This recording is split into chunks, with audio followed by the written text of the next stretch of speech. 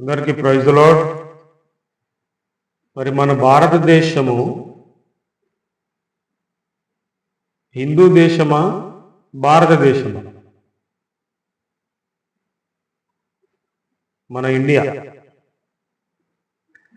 భారతదేశము మన దేశాన్ని కాపాడుకోవడానికి, అంటే బానిసత్వంలో ఉన్నటువంటి మన దేశాన్ని కాపాడుకోవడానికి స్వాతంత్రం కోసము,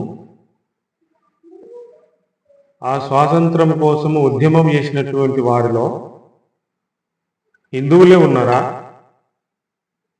ఒక కులం వారే ఉన్నారా? అంటే కులాలకు మతాలకు అతీతంగా ఆ ఉద్యమాన్ని చేసి ప్రాణ త్యాగాలు చేసి మన దేశాన్ని కాపాడుకొని మనకు స్వాతంత్రం తీసుకొని వచ్చినారు. స్వాతంత్ర ఉద్యమంలో హిందువులు ఉన్నారు, ముస్లింలు ఉన్నారు. అది మనం గమనించాలి.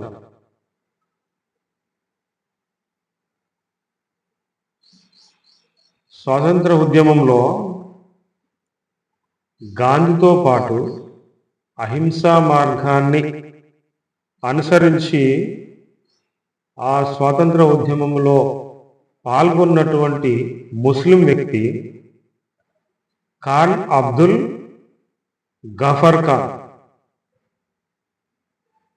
ఇలా చాలామంది ఉన్నారు ముస్లిమ్స్, ఒకరని కాదు. కానీ ఈ విధంగా మౌలానా అబ్దుల్ కలాం ఆజాద్, తొలి విద్యాశాఖ మంత్రి, ఈ విధంగా వీళ్ళందరూ స్వాతంత్ర ఉద్యమంలో పాల్గొన్నటువంటి వారు.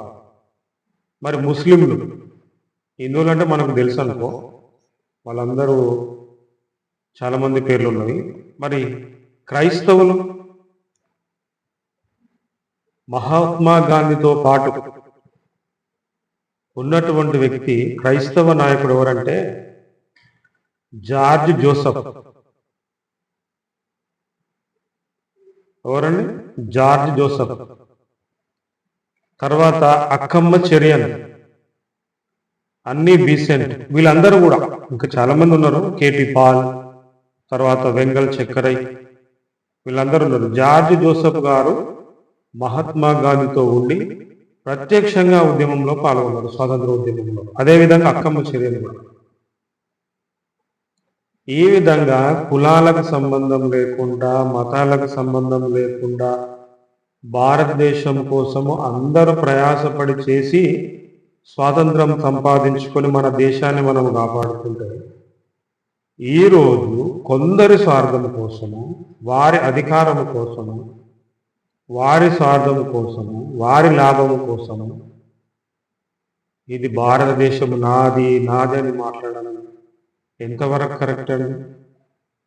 వీళ్ళందరూ ప్రాణాలు త్యాగం చేసింది. మనకు కొంతమంది పేర్లు తెలుసు. చరిత్రను చాలా క్షుణ్ణంగా పరిశీలిస్తే ఇంకా చాలామంది పేర్లు ఉన్నాయి. నేను ముఖ్యంగా కొంతమంది పేర్లు చెప్పాను. చాలామంది పేర్లు ఉన్నాయి. చాలామంది, వీళ్ళందరూ కూడా అరెస్టు చేయబడరు, జైలు జీవితం గడిపిండ్రు, అనారోగ్యాల పాలైండ్రు, తర్వాత అనారోగ్యంతో చనిపోయిండ్రు, ఉరి తీయబడరు. వాళ్ళ కుటుంబాలను, వాళ్ళ స్వార్థం కుటుంబాలను సైతం లెక్క చేయకుండా, స్వార్థానికి పోకుండా వారు ప్రాణాలు త్యాగం చేసి, మతానికి సంబంధం లేకుండా, కులాలకు సంబంధం లేకుండా ప్రాణాలు త్యాగం చేసి మనకు స్వాతంత్రం తీసుకొచ్చి మనకు ఇంత స్వేచ్ఛ, ఈ విధంగా సంతోషాన్ని ఉండే విధంగా వాళ్ళందరూ కష్టపడి చేస్తే, ఈరోజు స్వార్థం కోసము ఇది నా దేశము, హిందూ దేశము, ఇది నాది, ఇది మీదని మాట్లాడడం ఇది కరెక్ట్ కాదు, సమంజసం కాదు. దయచేసి ఆలోచించాలి. మనం అందరం కూడా మాట్లాడాలి ఈ విషయం. ప్రాముఖ్యంగా క్రైస్తవ నాయకులు ఏంటంటే, క్రైస్తవులందరూ కూడా ఆనాడు స్వాతంత్ర ఉద్యమంలో పాల్గొన్నది కూడా క్రైస్తవులు కూడా తప్పకుండా స్వాతంత్ర ఉద్యమంలో ఉన్నారు.